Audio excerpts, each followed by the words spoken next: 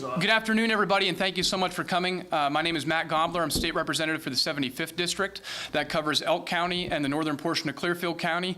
Of course, here we are in Du Bois at Penn Central Overhead Door. I want to thank the Clark family. Here we're joined by Ted, Andy, and right here. Teddy. There we go. We got a great story here. First, I'd like to introduce everyone else who's with us here. We have Kerry Benninghoff with us. He is our Republican Policy Chairman. We have Donna Oberlander, our Republican Caucus Secretary. We have Marty Causer, who is the Chairman of the House Agricultural Committee. They'll be speaking a little bit later to give some of their perspective on this. We're here at Penn Central Door because this is really a picture of the backbone not only of our local economy, but of our community. The business was started by Ted in 1989. And the great thing about this business is that it provides not only for jobs for the area, but it's also given so much to the community. Ted's been a scoutmaster for a number of years. He's raised a wonderful family. And in fact, Ted recently retired earlier this year, and over the past few years has sold the business to two of his sons, Teddy and Andy, who are both Eagle Scouts, both Marines. So they have given back to the community, and it's small businesses like this in communities like Du Bois that not only make our economy run, but actually give us the quality of life that we need to prosper and live the American dream. And so we're very proud and thankful to be here and thankful that they were willing to join us. We're here to talk about standing up for taxpayers, and it's very important that we get out around the state and really talk to people. It's one thing to have elected officials say what they think. It's another thing to go out in the community and show Pennsylvanians what the state budget means, what taxes mean, and what the consequences are if we make the wrong decision. There's been a lot of debate over the state budget over the past year, and frankly, some people say, well, why don't you just get a budget done? Well, and we can actually talk about the fact that there is a budget done. There was a budget that was passed in late December. It was a $30.2 billion budget, a $1.1 billion increase over last year, which did not require tax increases. And we were very proud of that. Unfortunately, Governor Wolf, through his line item veto, unilaterally cut $6 billion worth of funding out of that budget. And it's causing real pain, and we're going to hear about that. It's causing pain in our schools. If we don't have the remaining 6 months of school funding released by sometime in April, we may see school districts in the state shutting down, and that's a real problem. We had some discussions in Harrisburg yesterday when the Penn State Ag Council joined us, the 4-H program across the state, which does wonderful work in providing for training for young people, providing for rural leadership. That has not received any funding this year, and those programs are in jeopardy. The fact of the matter is that those cuts that the governor made were unnecessary and they were irresponsible. That money is collecting dust in the state treasury right now. Taxpayers have paid their fair share for the government services they expect, and those government services are not being funded because of the unilateral decisions of one man in the governor's office, and that's unfortunate. So we're here to talk about what the governor has proposed. He's proposed an 11% income tax increase, retroactive to January 1st of this year. And that would be just so devastating to Pennsylvanians. And think of it this way. If it's not bad enough that the government is trying to take more out of people's paychecks, that we actually have a proposal that would reach into people's savings accounts. It's just plain wrong. It's bad for families. It's bad for job creators. It's bad for businesses. This isn't just about getting any old budget done. This is about getting the right budget done. We know the responsible way to move forward. We're standing with taxpayers to do it, and that's what we want to do. So at this time, it's my pleasure. I would like to introduce to you Andy Clark. Andy is the president of Penn Central Door, and I'd like to give him an opportunity to describe what a tax increase of this magnitude would mean for small businesses, for their business, and why we need to move forward in a better way. So Andy, I'm happy to turn it over to you. Representative Gabler, thank you very much. As I was introduced, I'm Andy Clark. I am the president of Penn Central Door. Bought it off my father with my brother, Teddy, here just the last few months. Being in business is a struggle at times and very rewarding at other times. As a small business owner, I'm very proud of what I do. I'm proud of my employees, and I'm very proud and pleased of all the customers that I serve. With that being said, an earlier point was made about reaching into our savings accounts to pay for this proposed tax increase. That's just a detrimental ideal for everybody to think about. The ideal of reaching back to pay forward is not, I think, where Pennsylvania needs to be going and where us as Americans need to be going. But instead, maybe less government spending. More taxing isn't the answer. Just spend more money is not the answer. From a small point of business view, if I were just to keep spending more money and keep borrowing that money to do it, I wouldn't be in business for very long. I wouldn't be successful for very long. And the 7 families that are supported by this business here would not be able to support themselves for very long. The idea of that is just wrong. As it was said before, I'm a proud American. I'm proud to be a Pennsylvanian. Served in the United States Marine Corps. I'm a Cub Scout leader, and I get to see a lot of families and other business owners in our area. Not a whole lot of people around here are getting rich. We're doing well. Everybody's doing well. Well enough. With that being said, some people are doing better than others. And I don't think that we need to feed that any more than what's already been happening to this point thus far. So just to recap, I think taxing more would be a detriment. More taxes is not the answer. Less spending would be the answer for this. From our business point of view, if we have more money to spend, we'll spend it. Here in the local economy, that would feed more jobs, create more jobs. If we have less money, that's less than we can spend. Our customers, if they have less money, that's less that they can spend. We're an economically driven state. We're an economically driven people. So just common sense has to take time to set in with everybody and realize that this plan is not for everyone's better future. Thank you. Andy, thank you very much. Appreciate it.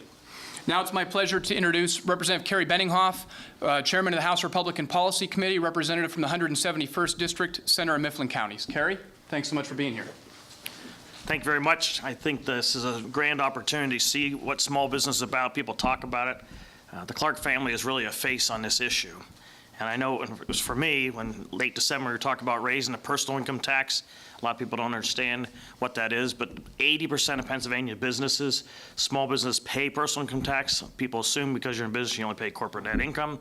That is not the case. When you raise the personal income tax, you're taxing the individual and every one of these small businesses. Every dollar we take from government is less than they can pay their employees and less opportunity for them to hire another employee. I think that's wrong. When government is growing faster than business, that equation never works out well.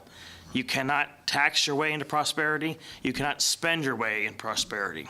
Sometimes we use terms that people don't totally understand, but think about the government wants to borrow more money, tax you more, so they can spend more money. No one that I know gets a second or third or fourth credit card because they maxed the last one out and their savings accounts are empty. If they do, they won't last very long and they won't be able to keep their home. State government needs to do the same. One of the initiatives the policy committee has kicked off this year, and the gentleman and gentlelady behind me are good supporters of that and helping, is called PennSave. We're trying to encourage employers within the Commonwealth that work for Pennsylvania government, department heads, secretaries of different departments in government, as well as the public, to give us ideas on where they think we can trim the cost in government. We believe in a $30.3 billion budget. There's got to be room to be trimming our own cost, but more importantly, focusing on efficiencies. Are we doing the same thing that we did 20 years ago the same way over and over and over? Are we taking advantage of technology to do things better and smarter? And I think it's prudent on us to do that first before we come to the Clark family or any of these other families out there who are not only trying to take care of their own families, but they're employing other people. Every tax dollar we take from them is an adjustment that they have to make, and if they're asking their employees whether can I continue to cover them in insurance? Can I give anybody a raise this year? Do we continue to drive the same trucks I had 10 years ago because I can't afford it because the government keeps taking more? I think that's a smarter move in government, and we have responsibility in every budget cycle to find ways to be more efficient, cut costs, and we hope PennSave will help with that. And we encourage the listeners to go on each of the legislators' websites. You can take an active involvement as a citizen and give your own suggestions. If you work in state government, you can do this anonymously. We don't need to identify people, but you are on the front lines, just as the Clark family is. That's where we get good ideas to do smart things in government and right-size government. Thank you very much, Matt. I applaud you for your efforts, and we appreciate your support of our initiatives. Thank you. Thank you very much, Kerry. I am very proud to be a supporter and a member of the PennSave Task Force, and I'm very much looking forward to extending that invitation to citizens of the local area, citizens of the Pennsylvania, to bring their ideas to us. How can we stretch your tax dollars further? That's what we need to do. We need to think smarter so that we're not reaching further into taxpayers' pockets. And I really appreciate Representative Benninghoff's leadership on that. Now it's my pleasure to introduce to you another member of our caucus leadership team, Representative Donna Oberlander from Clarion County. She represents the 63rd District, Clarion, Forest, and Armstrong counties. She's our Republican caucus secretary and has been doing an excellent job. So Donna, thanks for being here today. Appreciate it. Well, thank you very much for the invitation. Thanks for opening your business to us, Clark family. We greatly appreciate that. I'm going to just re-emphasize a couple of the points that Matt made. First of all, we did pass a $30.2 billion budget in December. And with that, we were able, through the governor's signing of that budget, put money out to the places that really needed it. But as you've heard, there have been line item vetoes to about 13% of the budget. Things like education, and that's really where I'm going to focus my attention. $30.2 billion budget, $11 billion was going to education. The governor has run on more money for education. We provided $400 million more dollars, $11 billion state, and with federal money, almost $28 billion for education. He unilaterally cut $3 billion from education. It's time to release that money. As you heard Representative Gabler say, our school districts are in a very bad position right now. With only 6 months of their funding, many are at risk of having to close early, not being able to open up in the fall, and they do not have to have that happen. The governor could make the call, and he could release the hostages, and I ask with sincerity that he does do that. Don't reach out and ask for more money from our businesses before you take care of the $6 billion that we already have in our coffers that we could put out in a reasonable and have put out with our budget in a reasonable way. Thank you very much, Representative Gabler, for the opportunity, and thank you. Thank you, Donna. And now it's my pleasure to introduce to you Representative Marty Causer. Marty represents the 67th District from McKean, Potter, and Cameron counties. And Marty, thanks for making the drive down from Bradford today. Thank you. It's great to be here with everyone. I want to thank Representative Gabler for the invitation and also thank the Clark family for hosting this event. Folks, quite frankly, we can't afford Governor Tom Wolf. With all his tax and spend proposals, he just has an insatiable appetite for spending and constantly wants to raise taxes. When you look at all of the proposals over the last 2 years that he's been pushing for, we simply cannot afford him. And it's time that we continue to push back against his excessive taxation and spending. And I think Representative Oberlander made an excellent point that we have $6 billion sitting in the state treasury right now that could be going out to our schools, to agriculture programs, to rural hospitals, that the governor vetoed unnecessarily. We need to get that funding out to those very important programs, and there's no reason to raise taxes to the level that Governor Wolf is looking for. So we need to focus on a fiscally responsible budget. We can finish the 15-16 budget. We can move forward with a responsible 16-17 budget, but we just cannot afford what the governor is proposing. I think the governor is completely out of touch with how real Pennsylvanians live, and I would encourage the governor to come to North Central and Northwestern PA and see how real people live. People cannot afford what the governor is proposing. So I thank you for inviting me to this press conference today. Thanks, Marty. Just to wrap it up, I think it is important to point out that we have a budget in place.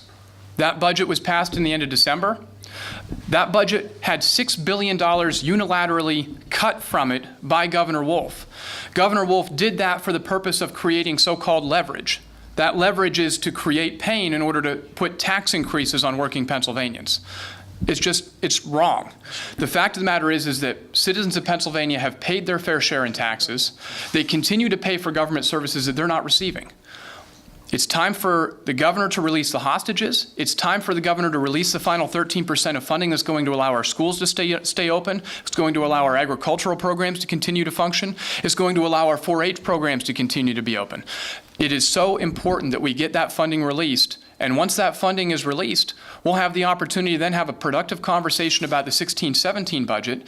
And that budget we can also get done without reaching further into people's pockets like the Clark family. I think it's important to point out that when people are talking about the personal income tax, we need to remind people that businesses like this one actually pay their taxes at the personal income tax rate.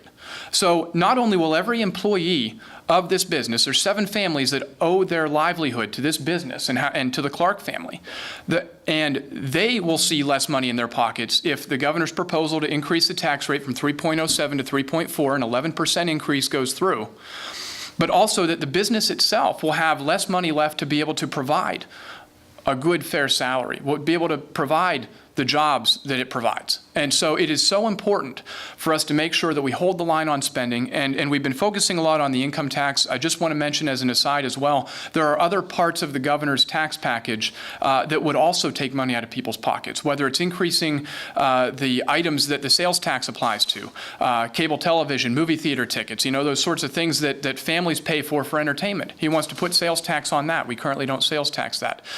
He's also looking for an increase in the insurance premium tax. Businesses like this pay a lot of money for insurance, and you're going to see insurance premiums go up. Those are the sorts of things that would happen if Governor Wolf gets his way. We're here to stand up for taxpayers and show that there is a better way to do it. We can provide the services that are necessary to Pennsylvanians that Pennsylvanians are already paying for without reaching further into their pockets. We're committed to doing that. We're committed to passing the right budget. We got great folks that are here that are willing to do it, willing to do the hard work and the heavy lift that it takes. And we're glad to stand up for taxpayers. With that, I'd be glad to take any questions that anyone has here. Seeing no questions, I just want to thank everybody. Oh, yes, Alex. If this is trying to go up, isn't there something that you'd have to cut if you want to keep it the same, or decrease? Isn't there, you'd have to cut something? Well, so we've been dealing with the fact that there are a significant number of cost drivers. There are things that are costing more to the government than it has cost in previous years. We are in favor of doing the reforms that it takes to control our costs. We've been calling for pension reform. Our pension system costs billions and billions of dollars. We have a $53 billion unfunded liability in our state pension system.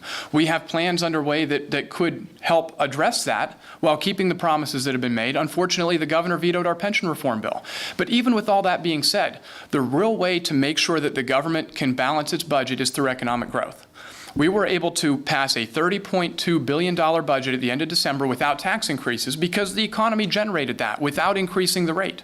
So we are for growing the economy, we're for growing jobs, and we are absolutely all about finding savings. We can do that, and that is got to be our priority. And if we can have the cooperation to work with that, then we won't need to increase tax rates. And I guess most people are just kind of not following, wondering, why can't you all just compromise somehow, because it's gone on for so long. I mean, why don't you think there's some common ground here? Well, I would say that, it's important to point out that the legislature has come forward with multiple proposals. There have been compromises offered. The original budget that was passed at the end of June last year that the governor vetoed in its entirety had a $100 million increase for education spending, for basic education funding. We came back and we figured out a way to work the numbers. The governor said education spending was a priority. So the budget that we passed in December, we found a way to find another $50 million. It was a $150 million increase for basic education funding. Now, Representative Oberlander talked about a $405 million total increase for education spending because we're talking about special education. We've also got money in the budget for the construction backlog called PlanCon. So we actually have come forward with compromises, put some additional things into the budget, figured out ways to pay for it, and have done that. And to this point, we've still not seen any willingness on the governor's part to come back and meet us because at the end of the day, unfortunately, I think that he won't be satisfied unless he gets an increase in the tax rate, more money to spend, a higher rate on regular Pennsylvanians, and that's unfortunate. We're committed to making the budget balance without that, and we actually feel that we can fully fund priorities, find additional money, and do it without increasing the tax rate on hardworking Pennsylvanians. Are you working on next year's budget or this year's budget, or both? Both. Unfortunately, we're in a situation where last year's budget, which we did pass We passed multiple iterations of it, but the one that was signed into law, we passed on December 23rd. The governor line item vetoed 13% of the money out of that budget on December 29th. From there, we've been operating under that line item vetoed budget. So it was a budget that we passed at $30.2 billion. He cut it down to about $24 billion. So we are operating under that, but we know that there is the additional 13% that needs to be released. We are all committed and supportive of releasing that money. That's money that the citizens of Pennsylvania and the taxpayers have paid for, and they deserve the services that go with it. So with that being said, the regular budget process going forward for the new budget that will start July 1st of this year is already underway.